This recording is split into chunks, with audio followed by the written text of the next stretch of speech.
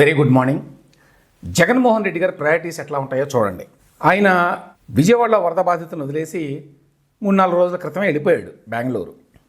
మళ్ళీ ఇప్పుడు తాడేపల్లి వస్తున్నాడట. మరి ఇవాళో రేపైతే వస్తున్నాడు, ఎందుకంటే వాళ్ళ ప్రోగ్రాం రిలీజ్ చేశారు.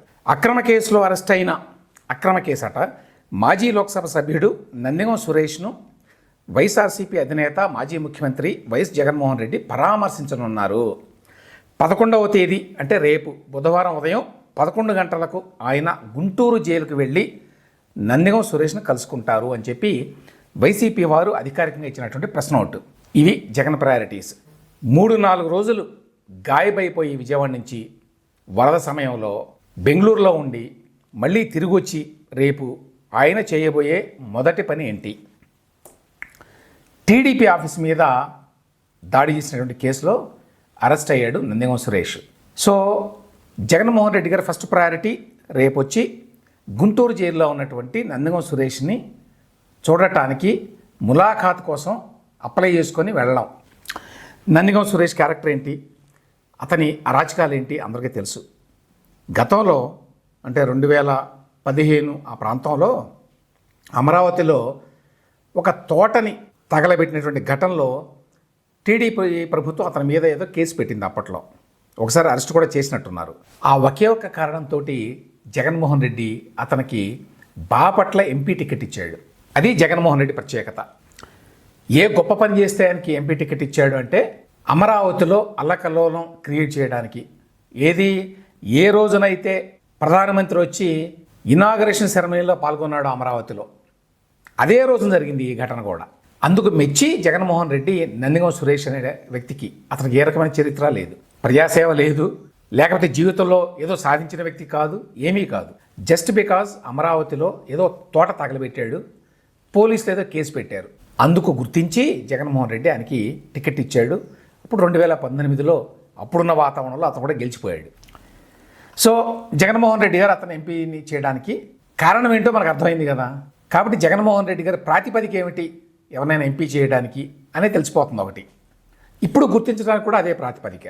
ఎంపీ అయిన తర్వాత అయినా పోనీ నందిగం సురేష్ ఏమైనా చేశాడా ఆంధ్ర రాష్ట్రానికి ప్రజలకి?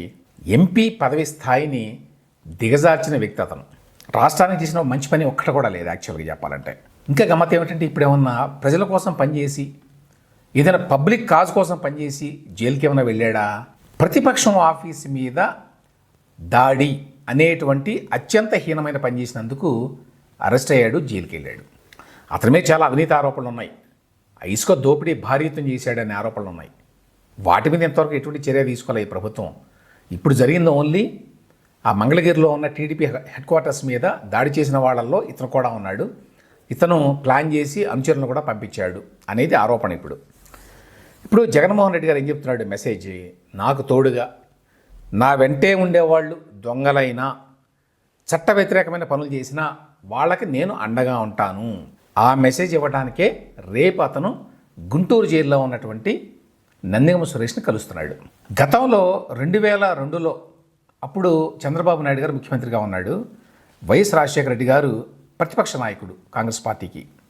ప్రతిపక్ష నాయకుడిగా ఉండి ఒక మర్డర్ కేసులో శిక్ష పడి కన్విక్ట్ అయ్యి జైల్లో ఉన్నటువంటి గౌరు వెంకటరెడ్డిని కలవడానికి ఆయన వెళ్ళాడు కర్నూలులో జైలుకి ములాఖాత్.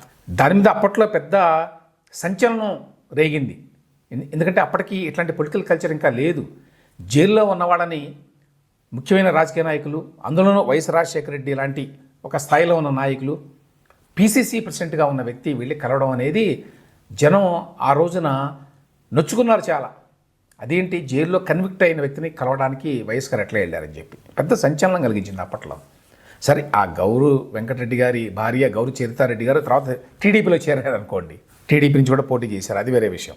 కానీ ఇక్కడ పాయింట్ ఏంటంటే అప్పుడు వైఎస్ గారు అట్లా చేశారు, ఇప్పుడు జగన్మోహన్ రెడ్డి గారు కూడా అదే చేస్తున్నాడు. అంటే జగన్మోహన్ రెడ్డి కూడా ఇప్పుడు తన ఫ్యాక్షన్ మూలాన్ని గుర్తుకు తెస్తూ దాడులు చేసిన వాళ్ళని, అరాచకాలకు పాల్పడ్డ వాళ్ళని, సంఘ విద్రోహ కార్యక్రమాలకు పాల్పడిన వాళ్ళని జైల్లో కలవడానికి ఉత్సాహపడుతున్నాడు. దీన్ని బట్టి ఏమిటంటే ఇంత ఘోరమైన ఓటమి తర్వాత కూడా జగన్మోహన్ రెడ్డి గారిలో, ఆయన వైఖరిలో ఎటువంటి మార్పు లేదు అని చెప్పి స్పష్టంగా అర్థం చేసుకోవచ్చు. రెండవది, అప్పటికీ ఇప్పటికీ ఆయన ప్రయారిటీ ఏదో విధంగా అధికారాన్ని సంపాదించుకోవాలని తప్ప రాష్ట్ర ప్రజల గురించి కానీ, విజయవాడలో వరద బాధితుల గురించి కానీ, రాష్ట్రం ఎదుర్కొంటున్న సమస్యల గురించి కానీ కాదు. అతని ప్రయారిటీసు అతనికి చాలా స్పష్టంగా తెలుసు. మరొకసారి ఆ విషయం అర్థమైంది మనకు కూడా.